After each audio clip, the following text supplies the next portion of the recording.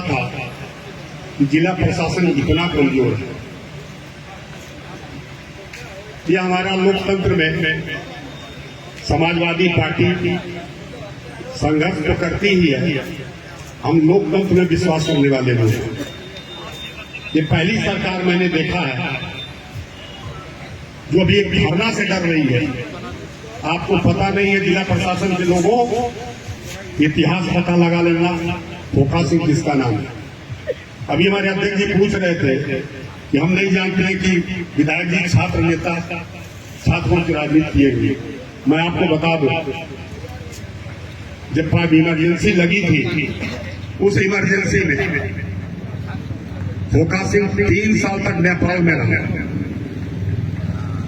और आपको भी ये पता है कि जब मैं विधायक हुआ, हमारे नेता मुख्यमंत्री माननीय मुलायम सिंह यादव जी हुए, तो जो लोग इमरजेंसी में बंद हुए वो न केवल समाजवादी पार्टी के लोग, आज हमसे ज्यादा भारतीय जनता पार्टी के लोग भी बंद जुटे इस समय में, उनको भी आज पेंशन हमारी सरकार ने दिलाने का काम किया।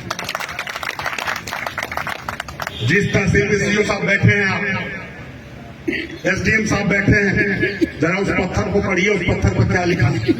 इस तहसील को बनवाने वाला और कोई नहीं है, हमारे नेता स्वर्गीय मुलायम सिंह यादव ही थे। भाई मुक्तिनाथ विधायक थे। जिस डांग बंगले में आप जाके बैठते हैं, उस डांग बंगले को किसने बनवाया? हमारे तमाम अधिवक्तागण यहाँ बैठे हैं, पत्रकार साथी बैठे हैं, इसी फोका सिंह ने बनवाया था इस डांग बंगले, अपने नेता से झगड़ा कर। आज हमारे जितने हमारे वकील साथी बैठे हैं, ये जो पक्की बिल्डिंग है, ये भी समाजवादी पार्टी की सरकार की बिल्डिंग। विकास तो आपने किया नहीं। कौन सी मांग लेके हम आए थे? हमने तो इतने ही कहा था ना, वो किस्सा है ना कि सियारा के देख के लड़का भागे, लड़का को देख के सियारा भागे। प्रशासन है, हमको देख के भाग रहा है और हम प्रशासन को देख के। बात कैसे होगी हमारी?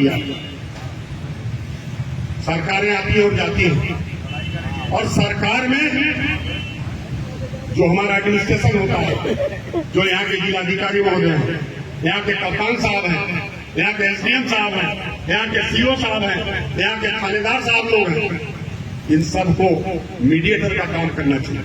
ये पहली सरकार मैंने देखा है जहाँ चाहे पुलिस विभाग हो और चाहे जिला विभाग के सारे अधिकारी हो, आज ये प्रचारक बन के भारतीय जनता पार्टी के गांव गांव में हो, प्रधानों को परेशान कर रखा, चेयरमैनों को परेशान कर रखा। ये पहली सरकार है, और हम अपना दर्द सुनाने आए तो तब मुंह नहीं लगेगा, माइक नहीं लगेगा। अरे एसडीएम साहब, सीओ साहब, कितना तेज हमसे बोलवाइए। जितनी आपकी उम्र है ना, उतना मैं राजनीति कर चुका 50 साल। हमारी भी उम्र 74 साल है, देखो ठीक से। हमको आप बता रहे हो कि टेढ़ी ने हमसे कहा भी, रात हमारी सीओ साहब से बात हो, अध्यक्ष जी हमसे कहा सीओ साहब ने कि हम और एसडीएम साहब गए थे और फैक्ट्री मालिक से बात की और हमने सफाई करा दिया। टेढ़ी आपने भी किया, हमने भी किया। हमने कहा हमारा मोहब्बत भरा पत्र आपने पढ़ा तो नहीं अभी? अभी तो इतने पढ़ा है ना। आपको मालूम है फैक्ट्री क्या है? आपको मालूम है लेबर एक्ट क्या है? आपको मालूम है कि जो मजदूर उसमें काम करता है उसका वेज क्या है? उसे कितने घंटे का काम है? 12-12 घंटा काम देने के बाद 8 घंटे का पैसा 200 से 300 रुपया दिया जा रहा, वो भी ठेकेदारों के माध्यम से, और वो ठेकेदार जो रजिस्टर्ड भी नहीं। अब देखिए, मैं आपको बताना चाहता हूँ, दुर्भाग्य है, ब्राह्मण हो, ठाकुर हो, यादव हो, पिछड़ी जात का हो, जब पेट जलता तो कोई नौकरी करने को तैयार है।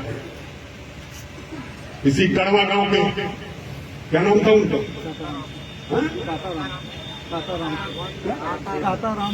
दाताराम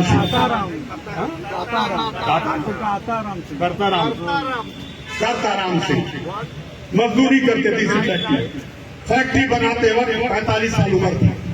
उस फैक्ट्री के ऊपर से गिर गया, उमर गया। 1 लाख रुपया दिया फैक्ट्री मालिक ने।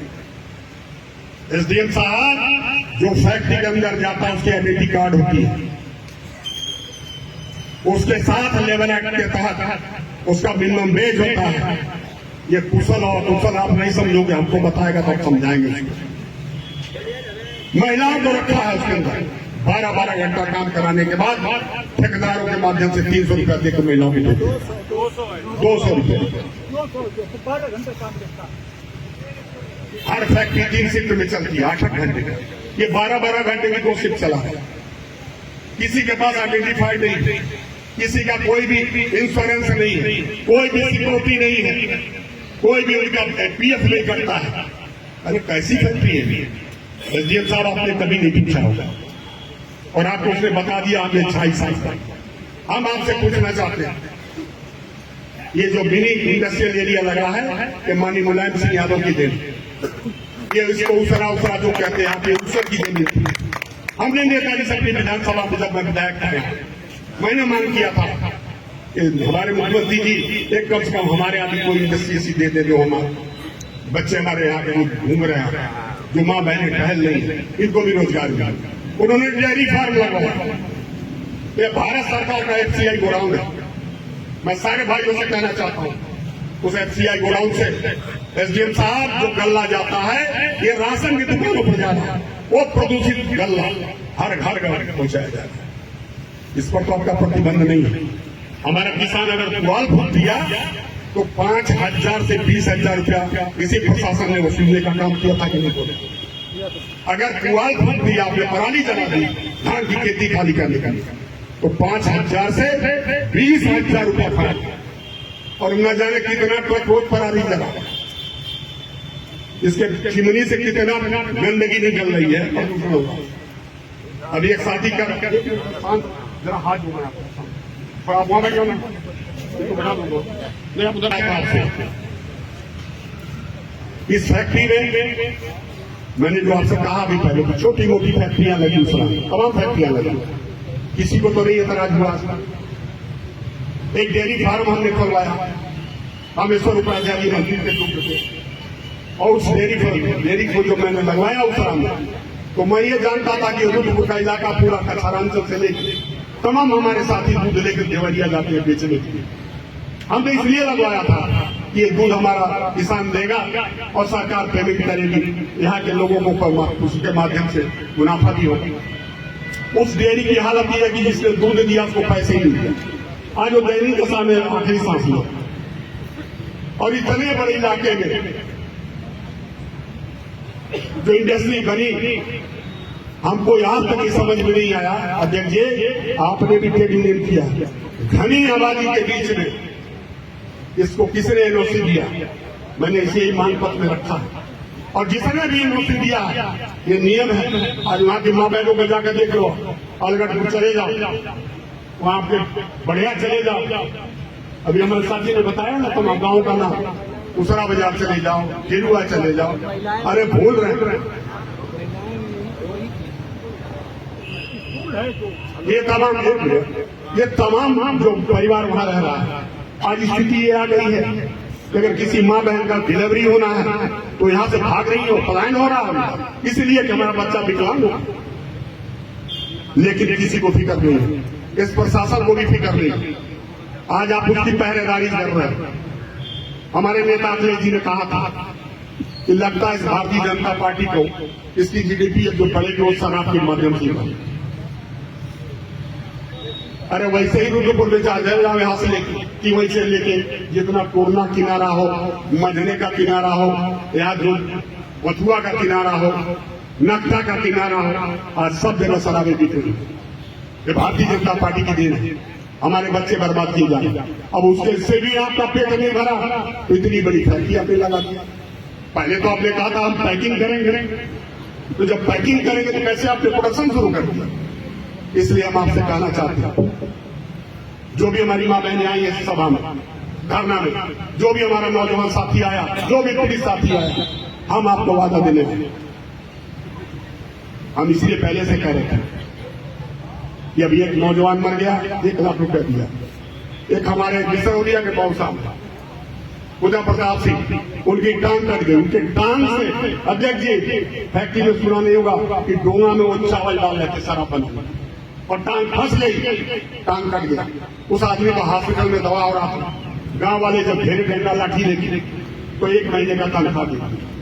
जब और दबाव हम लोगों ने बनाया तो शायद उसका अब इलाज होगा, लेकिन उसका पैर तो वो तो विकलांग हो गया। हमने मांग किया है कि जो मर गया कड़वा निवासी करताराम सिंह, उसको परिवार की उस विधवा औरत को 25 लाख रुपया देने का काम करें।